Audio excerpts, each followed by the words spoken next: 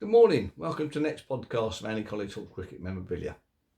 It's been quite a good week this week with a few bits turning up and plenty of dialogue on the Facebook pages.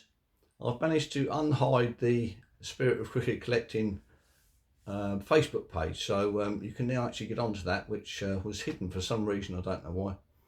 Perhaps Douglas did that, he must have done, but I've unhidden it now, so you've feel free to join. There's some great collectors on there that are willing to exchange information about what they've learned over the years about the bits and pieces that they've collected. So great site to be on. So I look forward to seeing you all on there. So let's just get on to this week's stuff that turned up, which is, or was, the news bulletin from the Cricket Society. Great society to be involved in. I think it's only about £25 a year to be a member, do all sorts of things for charity and whatever. So night days at the cricket, I noticed they've got a team as well, but unfortunately 3 of them one was rained off, 2 of them were cancelled, so we didn't have much luck there. But some great things in there, articles in there about bits and pieces, some obscure and some not, but it's a good society to be involved in as well. So look forward to the next one of those.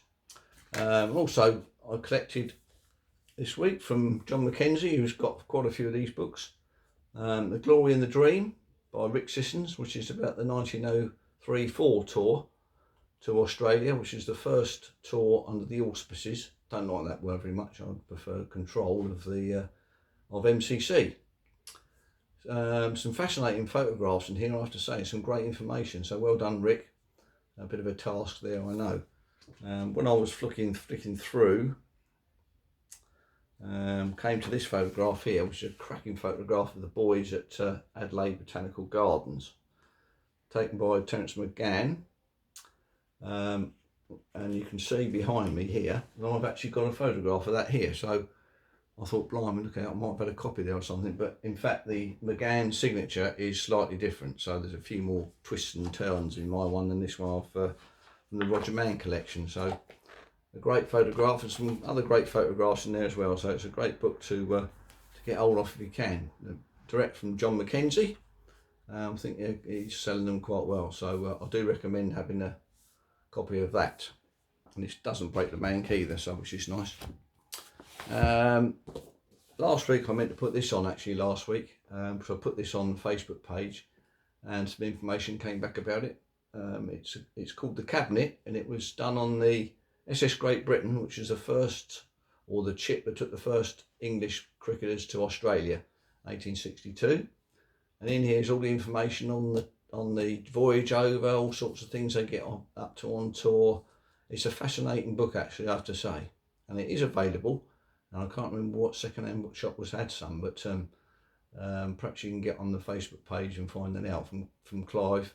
He sent that information over. This was published in 1970, so it's got some age to it already, 52 years, but it's a fascinating book, so I do recommend that you try and get hold of a copy of that. Gives you a bit of an insight into what a pretty poor journey it was over there on the SS Great Britain, famous Isambard Crindon Brunel ship, which is you can go and have a look at down in Bristol on the dock there, so it's a great book. So some other bits and pieces turned up this week. First one was Martin Horton's signature there, Worcestershire player. Played a couple of games for England with a nice signature. You can clearly read that there, so I'm quite pleased with that one. And on the other signature front, we had Johnny Bairstow's come through. Don't normally collect signatures of the players these days because they're pretty poor signatures, but I can actually see that was Johnny Bairstow, so I thought after his heroics over the last few weeks I'd put that in the collection. So in it goes. I'm quite pleased with that. And then the photographs that I bought at Knights have turned up with some fascinating photographs.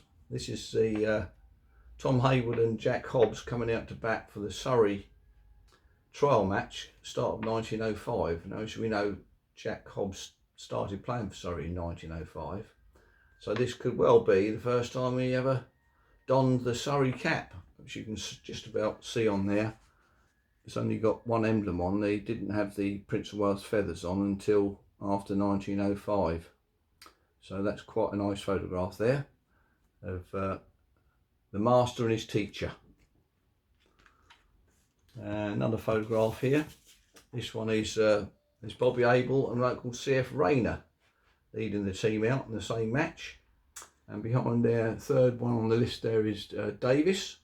These other two here, I haven't quite worked out who these are yet. I've not got a firm identification on those, but another nice photograph there from that Surrey match 1905. On the back, it's opening the cricket season, Surrey County trial match, Surrey 11 taking the field. So you've got lovely Bobby Abel there in front there, who actually packed in 1904. So he might have just been leading that out as they were sort of making up numbers, I take it. But what a great stalwart he was for Surrey and England. And then a lovely photograph here of CF Rayner. CF Rayner only played 2 first-class games, one for Surrey and one for WG Grace's 11.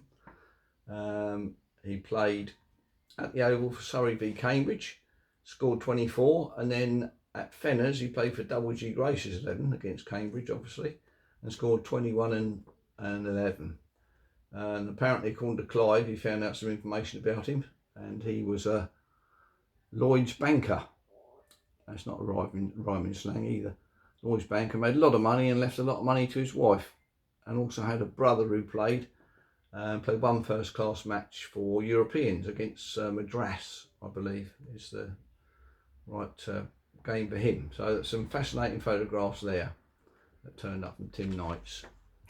So it's been a fascinating week this week. So I hope you've enjoyed this little podcast here, and I'll see you on the next one. So if you like and subscribe, that will be great. So we've got 140 subscribers now on the channel, so we're going strong. I think this is the 143rd or 143rd podcast. So anyway, I hope you enjoy it. I'll see you on the next one. Cheers.